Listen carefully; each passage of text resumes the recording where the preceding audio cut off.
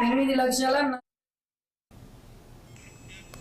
బాపట్ల జిల్లా చిరల మున్సిపాలిటీలో హైడ్రామా చోటు చేసుకుంది. మున్సిపల్ సమావేశంలో చైర్మన్ శ్రీనివాసరావు ఓవరాక్షన్ చేశాడు. 31వ వార్డులకు చెందిన టీడీపీ కౌన్సిలర్ను సస్పెండ్ చేస్తూ తీసుకున్న ఏకపక్ష నిర్ణయం కౌన్సిల్ సభ రసాభాసకు దారితీసింది. విషయం తెలుసుకున్న ఎమ్మెల్యే మాలకొండయ్య సభాస్థలికి చేరుకున్నారు. అయితే చైర్మన్ ఎమ్మెల్యేను పట్టించుకోకుండా దురుసుగా ప్రవర్తిస్తూ సభను వాయిదా వేశారు. మున్సిపల్ చైర్మన్ శ్రీనివాసరావు తీరుపై ఎమ్మెల్యే ఆగ్రహం వ్యక్తం చేశారు. ఈగోయిజం చైర్మన్ పదవికి పనికిరాదన్నారు. గత సభలో 31వ వార్డు కౌన్సిలర్ చైర్మన్ మధ్య చోటు చేసుకున్న వ్యాఖ్యలపై సభలో ఇంత రాద్ధాంతం అవసరమా అని ఎమ్మెల్యే ప్రశ్నించారు.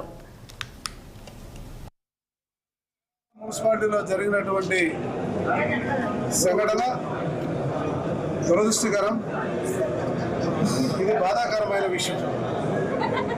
మొన్నటికి మొన్న నేను చూడలేదు, కానీ మొన్న కూడా ఇలాగే జరిగిందన్న విషయాన్ని నా దృష్టికి వచ్చింది.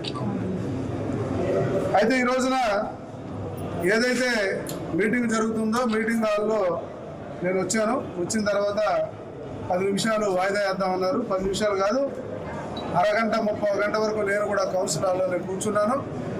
వచ్చిన తర్వాత నేను మాట్లాడతాను అని చెప్పాను.